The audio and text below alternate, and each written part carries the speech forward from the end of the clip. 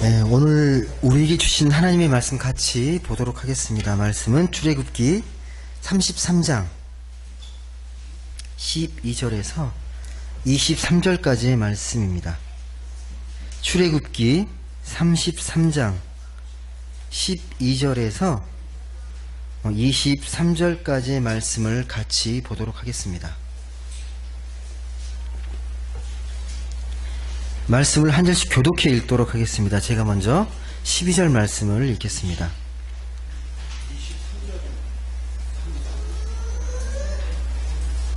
예, 출애굽기 33장. 네, 33장. 예. 아, 네. 잘못되어 있나요? 아이고. 주보가 23장으로 되어 있나 봐요. 네, 죄송합니다. 33장입니다. 예. 출애굽기 33장. 간혹 실수할 때가 33장 12절에서 23절까지의 말씀을 같이 보도록 하겠습니다. 예, 말씀을 교독해 읽도록 하겠습니다. 제가 먼저 12절 말씀을 읽겠습니다. 모세가 여호와께 아뢰되 보시옵소서, 주께서 내게 이 백성을 인도하여 올라가라 하시면서 나와 함께 보낼 자를 내게 지시하지 아니하시나이다. 주께서 전에 말씀하시기를 나는 이름으로도 너를 알고 너도 내 앞에 은총을 입었다 하셨사온즉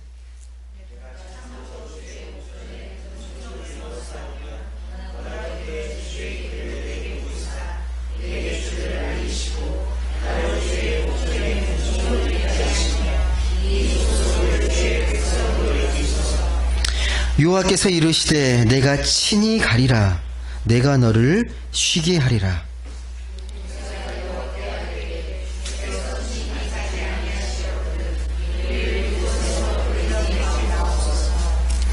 나와 주의 백성이 주의 목전에 은총 입은 줄을 무엇으로 알리이까? 주께서 우리와 함께 행하심으로 나와 주의 백성을 천하 만민 중에 구별하심이 아니니이까?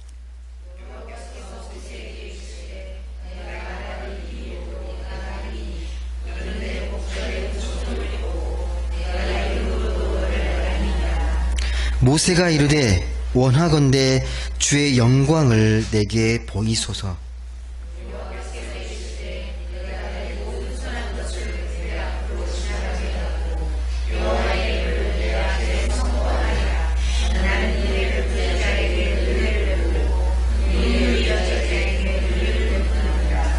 또 이르시되 내가 내 얼굴을 보지 못하리니 나를 보고 살 자가 없음이니라.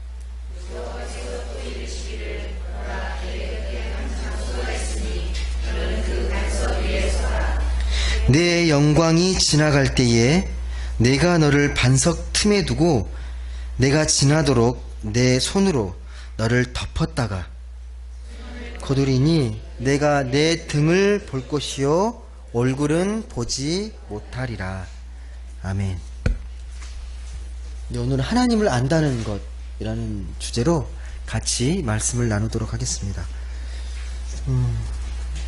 오늘 보면 모세라는 이 인물이 나오는데요.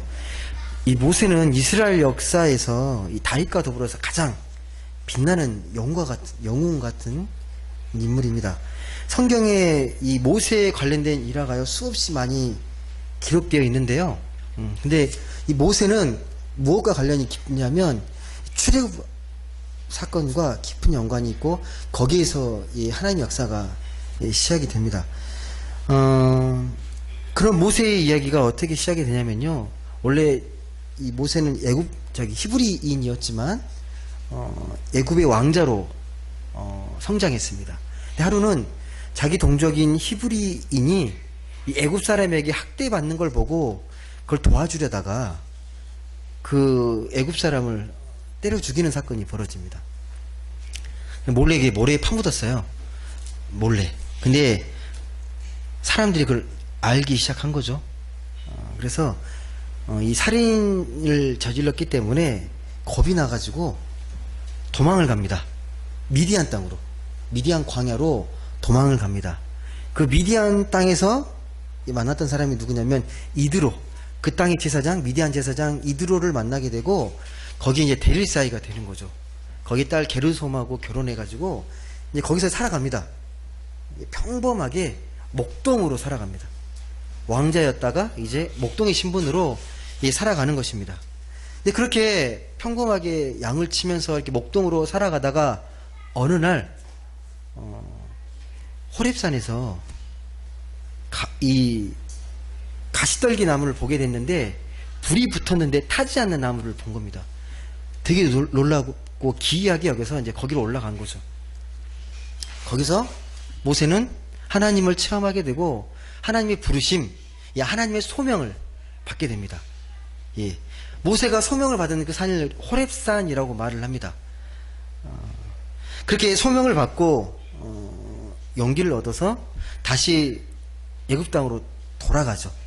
이제는 이제 왕자의 신분으로 가는 게 아니라 하나님의 부르심을 받은 하나님의 그 지도자로서 이제 떠나게 됩니다. 근데 한때 그래서 이제 애굽 땅에서 형제로 지냈던 이제 바로 왕과 이제 기싸움이 벌어지는 거죠. 근데 이 바로 왕도 만만치 않은 사람입니다. 그렇게 막 재앙이 벌어지고 기적이 나타나도 꿈쩍도 하지 않다가 10가지 재앙 마지막 재앙, 장자가 죽는 걸 보고 나서 그때서야 비로소 이 이스라엘 백성들을 모세에게 보내서 애굽에 나가게 합니다. 이게 홍해를 건너고 그리고 다시 이 출애굽 여정 가운데 들어갔던 땅이요, 미디안 땅이에요. 미디안권. 아까 말했지만 그 미디안 땅은 처음에 모세가 소명을 받았던 호렙산이 있었던 곳이거든요. 근데 여기서 다시 모세가 시내산에 올라갑니다. 시내산으로 기록되어 있거든요. 거기서 그 하나님의 그 말씀의 징표, 언약의 징표인 십계명을 갖고 이제 내려오죠. 여러분, 호렙산, 시내산 다른 산이 아니에요. 명칭이 다를 뿐이지 똑같은 산입니다. 소명을 받았던 이 호렙산과 말씀을 받았던 십계명을 받았던 이 시내산 똑같은 산이에요. 그러니까 우리가 뭐 그렇게 생각하시면 되죠. 그러니까 다양한 설명들이 있는데 금강산도 여러 가지 이름을 표현하잖아요. 계절에 따라서 또 지명에 따라서 좀 달리 표현하는데 좀 이따 제가 말씀드릴 건데요. 여기가 호렙산 시내산이에요. 예. 산 이름의 뜻은 이거 호렙이라는 산의 이름 뜻은요, 가시나무가 문자적으로 가시나무가 무성한 산, 시내산은 그냥 건조한 산 이런 뜻이거든요. 아무튼 같은 걸로 이해하시면 됩니다. 근데 이 호렙이라는 이름은요, 거의 모세의 산이라고 불리우고 하나님의 산, 뭐 신성한 산, 거의 그런 대명사로 불려요. 호렙다 그러면 저 산은 신성한 산이야, 모세의 산이야, 그렇게 그런 느낌이 드는 산이 이 호렙이라는 산입니다. 일단 편의상 우리가 그 산을 이 호렙과 시내로 다르게 불러보겠습니다. 다르게 기록되어 있으니까. 호렙산과 시내산에서 일어난 일은 겉으로는 달라 보이지만요, 의미는 같아요. 세 가지 점에서 그러는데요. 잘 기억해 보십시오. 호렙산에서 이 모세가 하나님을 경험하게 됩니다. 시내산에 가서도 똑같이 하나님을 경험합니다. 두 번째는 그 산에 올라가서, 이 호렙산이든 시내산이든 그 산에 올라가서 하나님의 말씀, 하나님 명령을 듣게 됩니다. 호렙산에서 어떤 명령을 들었습니까? 네가 애굽 땅에 가서 노예로 있는 이 히브리 동족 이스라엘 백성들을 이끌어내라, 구출해라. 이게 출애굽이잖아요. 시내산에서는요, 어떤 명령을 듣죠? 내가 이 백성들을 잘 데리고 약속의 땅인 가나안 땅으로 잘 데리고 가라. 똑같은 명령이 이루어집니다. 호렙산이든 시내산이든. 또 세 번째, 이게 중요한데요. 호렙산에서도 그랬고 이 시내산에서도 그랬고 모세가요, 질문을 해요. 어떤 질문을 합니까? 호렙산에서 뭐라고 질문하죠? 하나님의 이름을 묻습니다. 하나님이 어떤 분이냐는 것을 나에게 알려달라. 왜 이 질문을 하게 됐냐면, 생각해 보십시오. 목동으로 있던 평범한 사람이 이 애굽이라는 당시에 강대국인 왕한테 가서 내 백성 내놔라. 그걸 누가 들어주겠냐는 거예요. 누가 너를 불러서 여기로 보냈냐라고 말했을 때 하나님 불러서 여기로 보냈는데 그 하나님 뭐냐? 라고 물었을 때 제가 뭐라고 대답해야 됩니까? 라고 말했을 때 이게 질문이거든요. 그러니까 하나님 뭐라고 대답하십니까? 하나님은 나는 스스로 있는 자다 라고 대답합니다.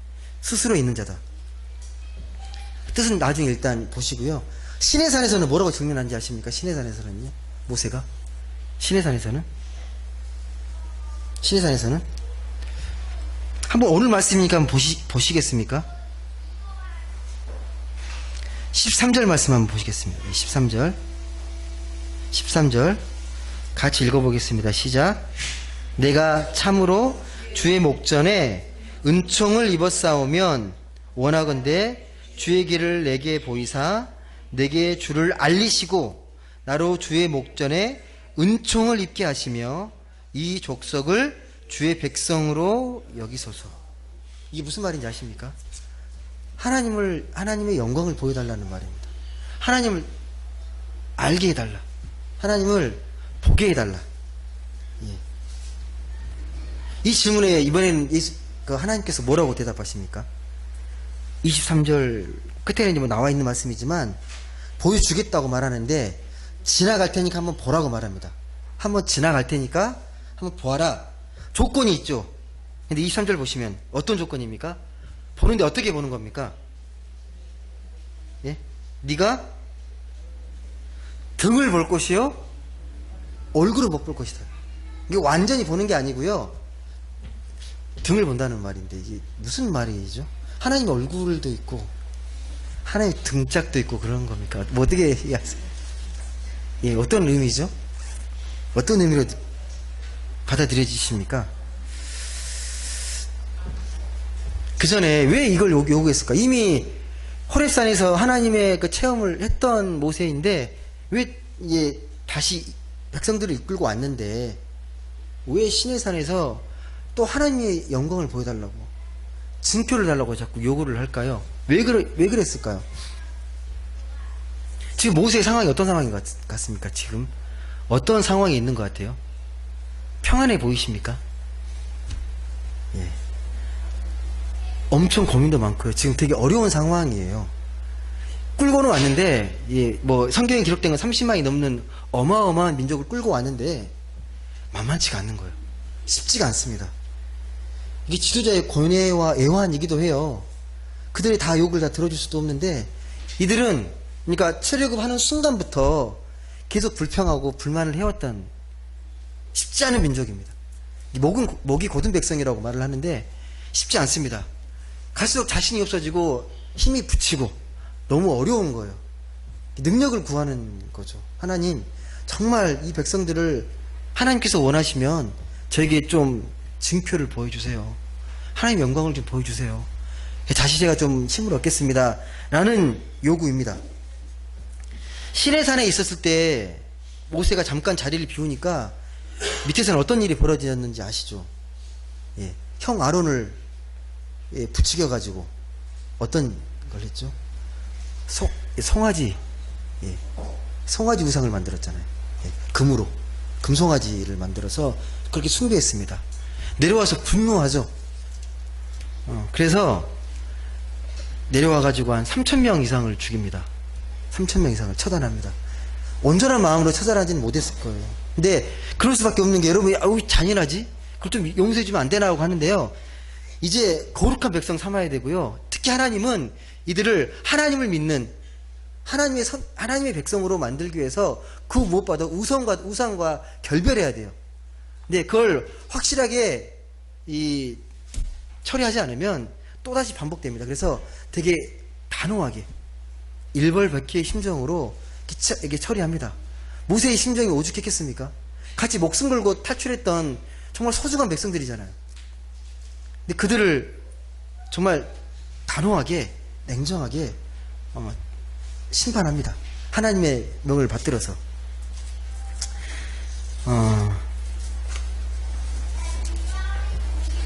그만큼 힘들어요. 모세가 지금 쉬운 마음이 아닙니다. 쉽지 않습니다.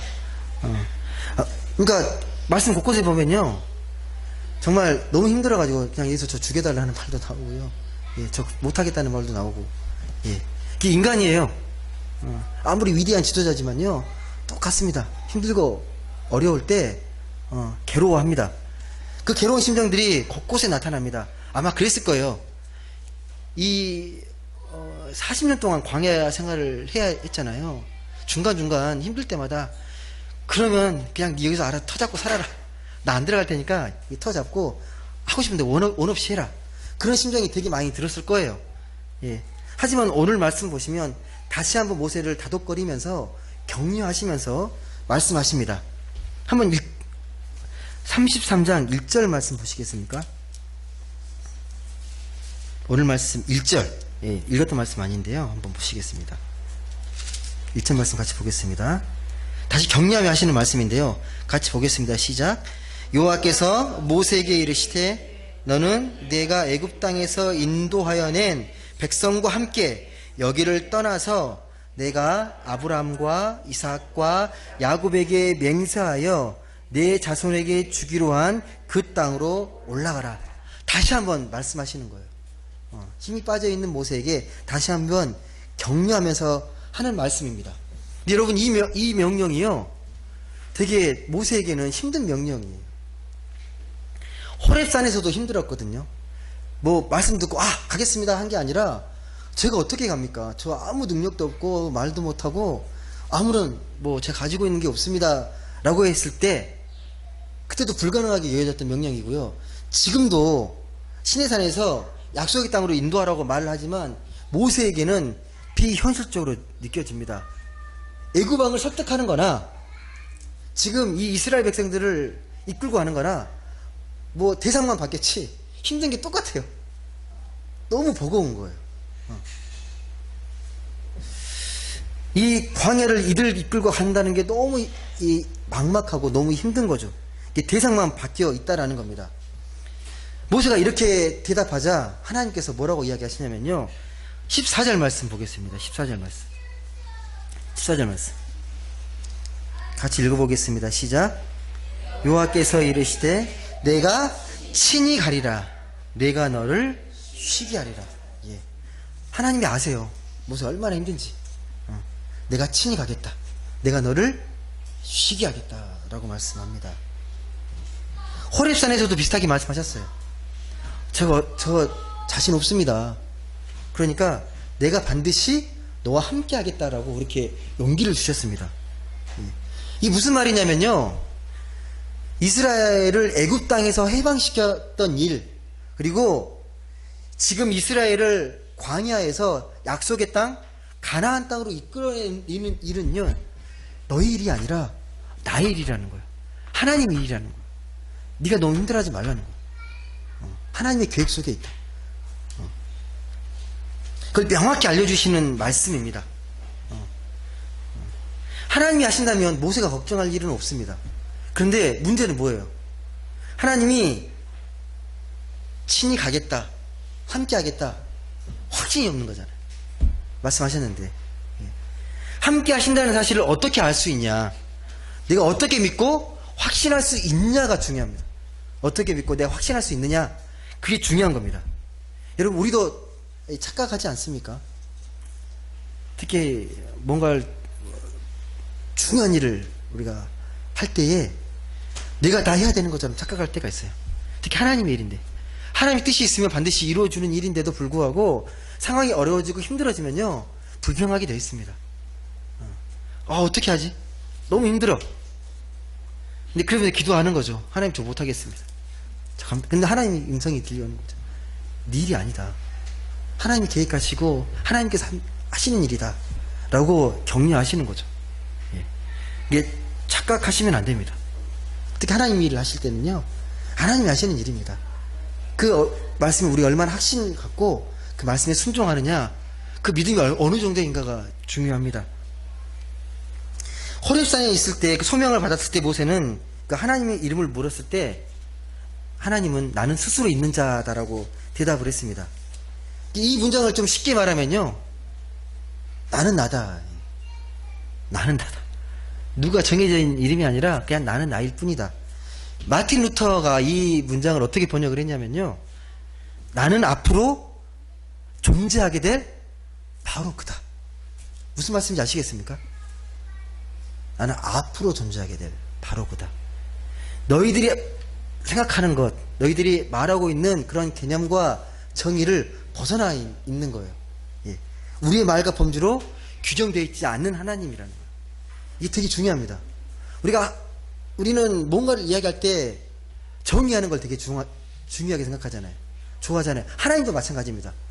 어떤 하나님으로 부르기를 되게 좋아합니다. 그렇잖아요. 사랑의 하나님, 자비 하나님, 긍휼의 하나님, 공의의 하나님. 근데 그걸 정의하는 순간요, 그 말에 갇히게 되고, 그 순간 하나님은 더 이상 하나님이 아닙니다. 우리가 그렇게 정의하는 순간, 개념화 시키는 순간 더 이상 하나님은 하나님이 될 수가 없습니다. 근데 하나님은 사랑이시다. 틀린 말이 아니에요. 옳은 말씀인데 그것을 하나님의 전부로 설명할 수 없다는 말이에요. 그 말 자체로. 하나님은 사랑이시면서 또 거룩하게 분노하시는 분이시고 또 공의를 행하시는 분이기도 하십니다. 예. 그러니까 우리가 규정하게 되면 더 이상 하나님 되지 않는다는 거죠. 예. 우리가 알 수 없는 분. 예. 그러니까 하나님은 하나님 자신에 의해서만 규정될 수 있는 분이라는 겁니다. 그게 하나님의 뜻입니다. 기도하실 때요, 꼭 틀린 건 아닌데, 하나님 아버지 앞에 붙이는 게 있죠. 사랑이 많으신 하나님, 긍휼이 많으신 하나님. 이렇게 이 수식 어구를 붙일 때 조심하셔야 돼요. 엄밀히 말해서, 사랑이 많다라는 말은 어떤 의미가 있냐면요, 비교 대상이 있다라는 말이 되거든요. 근데 원래 그렇게 기도하시면 원래 안 됩니다. 예. 하나님은 사랑 그 자체예요. 그러니까 사랑이 많고 적음이 아닙니다. 예. 이게 사랑을 강조하고 싶으면 그냥 사랑의 하나님 하는 게 더 하나님의 뜻에 맞는 기도가 됩니다. 예. 참고로 말씀드리는 거예요. 예.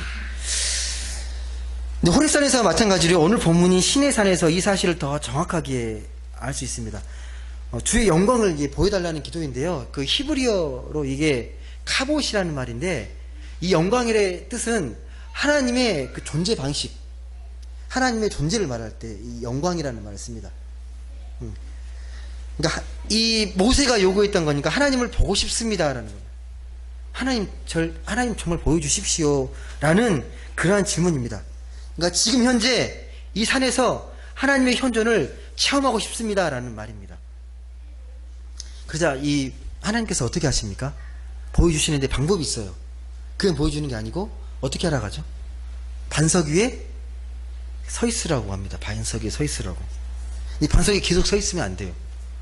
하나님이 지나갈 때 그걸 완전하게 보게 되면 죽습니다. 이게 어떤 원리냐면요, 완벽하게 거룩한 존재가 흠없는 존재는 무조건 죽게 되어 있어요. 너무 완벽하기 때문에. 예. 그래서 어떻게 합니까? 하나님이 손으로 덮으신다고 표현하잖아요. 영광이 탁 지나가고 나서 그때 이제 보는 거죠. 흔적을 보는 거예요.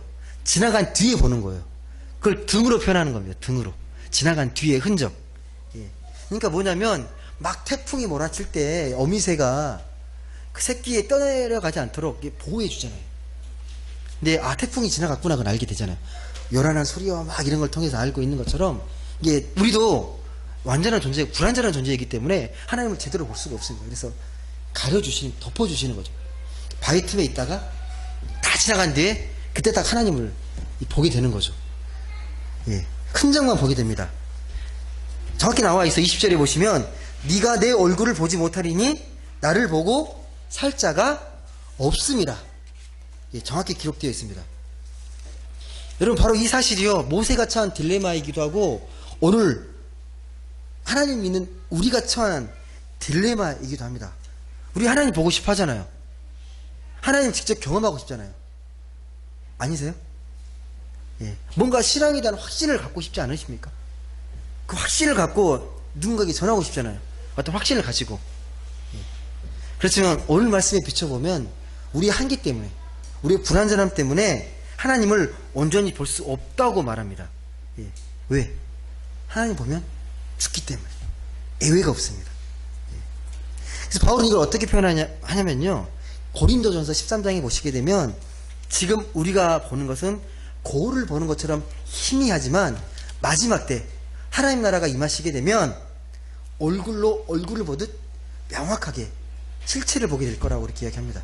마지막 때에서야 하나님을 온전히 볼 수 있다라는 말씀입니다. 근데 이 부분에서 많은 사람들이 의문을 제기합니다. 여러분은 뭐 의문이 안 생기십니까? 믿지 않는 사람들 많이 의문 갖고 질문하거든요. 무슨 말이냐면, 하나님을 제대로 보여주지도 않으면서 어떻게 믿으라고. 나는 그렇게 못 믿겠다는. 확실하게 보여주지 않으면 나는 못 믿겠다라고 말합니다. 이게 어떤 논리냐면요. 어떤 생각 사고냐면, 과학적인 증거, 확실한 실체가 있어야 믿겠다는 건데, 이게 과학적 실증주의라고 말을 해요. 굳이 뭐 영어로 쓰자면 논리적 실증주의? 예. 그러니까 과학적인 증거나 실증으로 드러난 게 아니면 말할 수 없고, 말해서도 안 되고, 믿어서도 안 된다는 게 과학적 실증주의예요. 근데 이 신앙의 세계, 믿음의 차원은 그런 차원이 아닙니다. 훨씬 뛰어넘는 겁니다. 그런 낮은 차원의 것이 아니에요. 우리 믿는 신앙의 모습들은요. 그래서 하나님 믿으라면 그렇게 말하는 분이 계세요. 하나님을 믿느니 주먹을 믿겠다. 예, 내 주먹을 믿는 훨씬 빠르다. 효과가 바로 나타나. 예, 그렇게 말을 하는 거죠. 예. 이 믿음 생활도 그렇게 하시려고 하는 분들이 계세요. 하나님, 제가 기도할 테니까 응답 안 하시면 저 못 믿습니다. 막 구하고. 그러니까 물론 처음 믿게 됐을 때 그런 이적과 기적들이 되게 많아요. 예, 믿음의 체험이 중요하니까 작은 것들도 다 응답하는 역사들이 되게 많이 나타납니다. 근데 성숙해져 갈수록요, 그런 기도의 차원에 머물러 있지 않기 때문에, 그게 중요하지 않다는 걸 알기 때문에 그렇게 기도하지는 않습니다. 근데 이게 기도는 뭐든지 할 수 있어요. 할 수 있는데 내가 믿고 있는 그 수준만큼 그렇게 하나님께서 응답하십니다. 다시 말씀드리지만, 하나님이 모세에게 등만 보여주겠다는 말씀은요, 완전한 실체를 네가 볼 수 없다라는 말씀이거든요. 다시 설명하면 이런 거예요. 하나님은 모든 생명을 주관하시는 분이시고 모든 생명을 완성하는 분이십니다. 하나님은 창조하시는 분이시면서 종말의 하나님이세요. 그러니까 이걸 알파와 오메가라고 이야기하거든요. 창조와 종말, 알파와 오메가로 얘기하는데, 직접 본다는 게 어떤 의미냐면, 그래서 하나님의 모든 완성을 본다는 의미예요. 완벽한 걸 볼 수 있다라는 의미예요. 좀 더 쉽게 설명하면 어떤 거냐면, 여러분이 타임머신 타고요, 미래의 끝으로 가서 보는 거예요. 완벽하게 보는 거예요, 하나님 나라를. 그게 하나님 보시는 겁니다. 근데 이건 불가능합니다. 예. 완성된 세계, 가장 완벽한 세계는요, 죽어서야 경험할 수 있는 겁니다. 예, 죽어서야 돼요.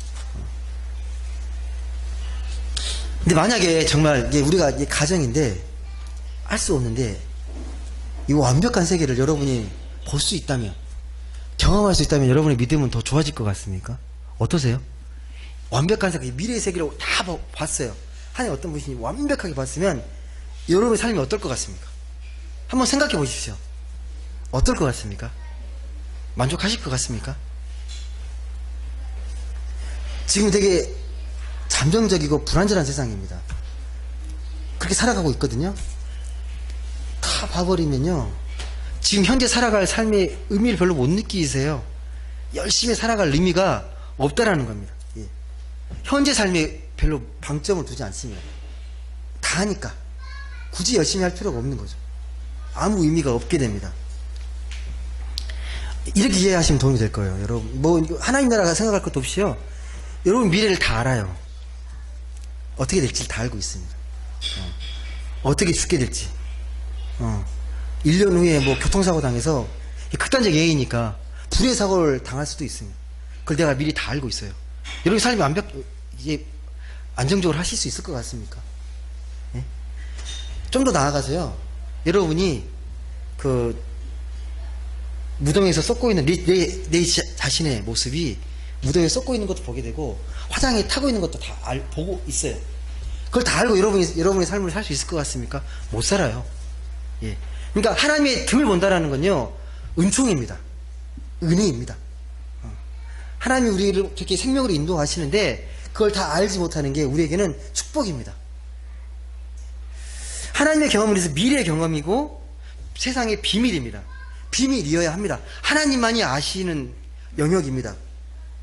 그러니까 얼굴을 보듯이 안다라는 것은 죽은 사람이 아는 경험입니다. 죽은 사람만이 그 미래를 실체로 경험하기 때문에 그렇습니다. 그러면 우리가 하나님을 다 알지 못하는데 어떻게 우리가 하나님을 말할 수 있냐? 그렇게 질문할 수 있거든요. 다 완전하게 알아야 하나님을 이야기하고 하는 건데 우리가 부분적으로 알고 있고 다 완벽하게 알지 못하는데 어떻게 하나님을 알 수 있을까? 여러분 어떻게 생각하세요? 그러면 하나님 말 못하는 건가요? 완벽하게 알지 못하기 때문에? 원칙적으로는 우리가 할 말은 없는 건 맞죠. 왜냐하면 우리는 피조물이고 피조물인 인간이 어떻게 창조주에 대해서 우리가 막 이렇다 저렇다 막 설명할 수 있겠습니까? 하나님을 온전히 보지 못하고 흔적만 보고 등만 보는 사람인데 어떻게 우리가 하나님에 대해서 온전하게 말할 수 있겠습니까? 질그릇과 같은 우리가 우리를 만든 토기장이한테 토기장이 이런 분이야라고 어떻게 말할 수 있겠습니까? 그런데도 우리가 막연하게 느껴질지 모르겠지만요, 하나님은 명확하게 행동하시는 분이세요. 행동하실 때요. 우리는 흐릿하게 기억할 수 있지만 하나님은 분명하게 행동하는 분이십니다. 미리 알려주세요. 미리 행동하시는 분이십니다. 오늘 말씀에도 그러니까 이 애굽 백성을 출애굽할 때도 그랬고요. 오늘 또 약속의 땅으로 인도하면서 내가 친히 가겠다. 내가 하겠다. 너는 쉬어라고 말씀하셨을 때요. 하나님은 미리 애굽 땅에 가셨습니다. 이미 미리 모세가 알기 전에 히브리 백성의 고통을 다 들으셨고 또 출애굽할 때 여정을 다 살피셨고 약속의 땅에도 다 예비해 두셨습니다. 말씀에 따라서 가기만 하면 되는 거예요. 근데 그게 순탄하게 안 느껴지는 거죠. 인간적으로는. 다 예비해 두신 겁니다. 그러니까 적과 꿀이 흐르는 그 약속의 땅까지 하나님께서 다 예비해 놓으신 거예요. 근데 우리는 그걸 보지 못하기 때문에 불안하고 답답하고 힘들고 그런 거죠. 그 확신이 필요한 거예요. 확신이. 우리 생각보다 훨씬 크고 우리가 기대하는 것보다 더 좋은 걸 주시는 하나님이라는 걸 우리가 경험하잖아요. 우리가 원하는 것보다 더 확실한 걸 주시는 게 우리 하나님이십니다. 예. 감격스럽지 않으십니까? 예. 예수님도 마찬가지입니다. 우리의 죄를 구원하시기 위해서요, 미리 보내신 거예요. 죄를 담당하고 우리 생명을 예비하시기 위해서 미리 그 사랑하는 독생자를 저에게 보내주셔서 모든 죄를 대신 짊어지게 하시고 그리고 십자가에서 돌아가심으로 인해서 우리에게 영원한 생명을 예비해 두셨습니다. 미리 다 해놓으신 거예요. 우리가 고민하기 전에 다 해놓으셨습니다. 근데 이렇게 좋고 확실한 걸 왜 우리가 경험하지 못할까요? 왜 못하죠? 이런 확실한 걸 왜 경험하지 못합니까? 그러니까 늘 문제가 되는 우리가 기대하는 방식으로 나타나지 않기 때문에 우리가 생각하지 않은 방식으로 역사하세요. 세상의 가치관과 상식의 방법으로 진행될 것 같은데 그렇게 되는 게 아니고 하나님의 방식이 있습니다. 하나님의 섭리의 방식이 있어요. 아까 저기 유집사님도 기도하셨지만요, 제가 이 교회를 세우고 뭐 도서관 만들고 이 모든 과정들 저희 계획대로 된 거 없어요. 제가 왜 계획이 없겠습니까? 다 계획대로 했죠. 만들고 다 했는데 그 계획대로 안 되더라고요. 하나님께서 세워가시더라고요. 감히 고백할 수 있는 부분입니다. 지금도 하나님께서 하나님 방법대로 저희 교회와 도서관을 이끌고 가고 있다고 저는 생각합니다. 오늘 설교 말씀을 보시면 그렇게 말씀하세요. 이 주님의 영광을 보여달라고 했을 때에 19절에 그렇게 말씀합니다. 19절 말씀 같이 한번 읽어보겠습니다. 19절 여호와께서 이르시되 내가 내 모든 선한 것을 내 앞으로 지나가게 하고 여호와의 이름을 내 앞에 선포하리라. 나는 은혜 베풀 자에게 은혜를 베풀고 긍휼히 여길 자에게 긍휼을 베푸느니라. 무슨 말입니까? 나는 은혜 베풀 자에게 은혜 베풀고 긍휼히 여길 자에게 긍휼을 베풀겠다. 우리 기준이 아니라는 거예요. 하나님이 보시고 내가 은혜를 베풀 사람에게 은혜 베풀고 긍휼히 여길 자에게 긍휼을 베풀겠다라고 말씀하십니다. 하나님 자신의 방식으로, 세상의 방식이 아니라 내 고유한 방식으로 내가 세상을 알리겠다라는 말씀입니다. 여러분, 예수님 십자가도 그랬어요. 예수님 십자가. 당시 유대인들은요, 그렇게 구원이 임할 거라고 상상도 못했습니다. 왜인지 아세요? 이 나무 십자가는요, 그들이 율법적으로 꺼리는 거예요. 피해야 할 대상입니다. 근데 그걸 구원이라고 믿으라는데 어떻게 믿겠습니까? 헬라인도 마찬가지입니다. 그래서 바울이 뭐라고 말하냐면 고린도전서에서요, 이 십자가는 유대인들에게는 꺼리는 것이고 헬라인에게는 미련한 것이라고 말을 합니다. 다 이유가 있어요. 유대인들은 표적을 구하는데 그 표적이라는 게 그 표적이 아니에요. 헬라인들에게 지혜는 이건 터무니없는 거예요. 말도 안 되는 거예요. 무슨 십자가 이게 구원이 어떻게 되냐는 거예요. 말도 안 된다는 거죠. 예. 그래서 십자가의 도가 멸망하는 자에 대해는 미련한 것이지만 이걸 믿는 사람들에게는 하나님의 능력이 된다고 말씀합니다. 세상의 방식과 가치관과 그런 철학으로 임하는 게 아니라는 거예요. 그걸 벗어나야 한다라고 말합니다. 이게 교리적이어서 좀 어려울 수 있는데 제가 쉽게 설명해 드릴게요. 어떤 거냐면 한 사람은 별로 가진 건 없지만 늘 나눌 줄 알고 넉넉한 마음으로 베풀며 삽니다. 그게 보람인 줄 알고. 그래서 늘 자유에 사는 사람이 있고, 한 분은 큰 기업을 누리고 근사한 집에 사는데 잘 살거든요. 근데 늘 걱정해요. 회사에 어떻게 또 일 처리할까 되게 고민하는, 늘 분주하고 마음에 여유도 없고 휴가도 하루 못 가고 뭐 그렇게 살아가는 사람이 있습니다. 겉으로 봤을 때는 그럴 거예요. 와, 성공했다, 되게 잘 산다. 근데 하나님 나라의 관점에서 누가 잘 사는 겁니까? 큰 물질이 아닌대로 작은 물질이라도 그걸 갖고 만족하며 살면서 나눌 줄 아는 사람이 훨씬 자유롭고 행복한 하나님의 나라의 삶의 모습 아닙니까? 예. 이 십자가의 사건은요, 인류가 예상하지 못했던, 모르겠어요. 세계사에서 전무후무한 사건일 거예요. 예수님 십자가와 이 부활의 사건은요, 예. 아무도 예측하지 못했던 사건. 상해드린 공회에 있었던 종교 지도자들도, 유대 랍비들도, 로마 총독 빌라도도 아무도 예상하지 못했던 사건이 예수의 십자가 사건입니다. 정말 놀라운 사건입니다. 예. 이걸 믿는 사람은 하나님을 본 것이라고 말을 합니다. 요한복음 14장 9절에요. 예수를 본 자는 하나님을 본 것이다 라고 말을 합니다. 그래서 이걸 이해하면요, 십자가 사건을 이해하게 되면 하나님 어떤 분이시구나 알 수 있다라는 겁니다. 근데 우리의 인식은 제한적이고 또 경험도 너무 한정적이기 때문에 정말 완전한 하나님의 뜻은 마지막 때에 우리가 알 수 있을 겁니다. 지금도 우리는 흐릿하게 알지만 분명한 사실은 우리를 반드시 생명으로, 생명의 완성으로 이끌어 주신다는 겁니다. 이걸 놓치시면 안 돼요.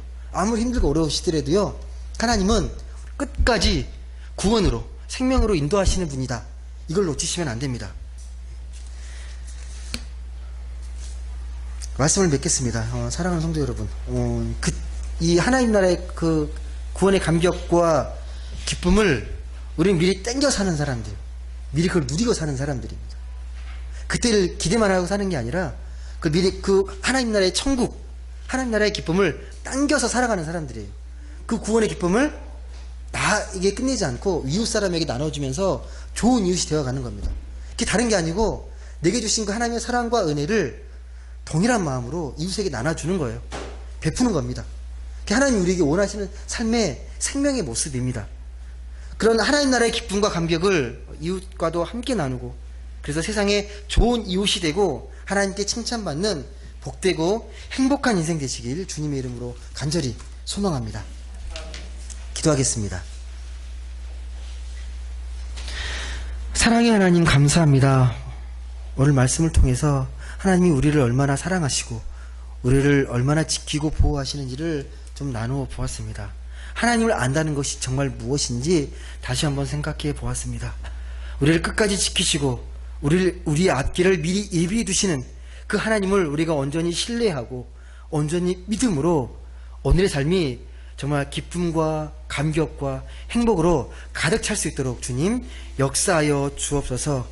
하나님의 그 사랑을 온전히 체험하고 경험하면서 그 사랑을 나눌 줄 아는 우리 복된 행복한 교회 모든 성도님 될 수 있도록 주님 함께하여 주옵소서. 감사드리며 사랑이 많으신 예수님의 이름으로 기도드립니다.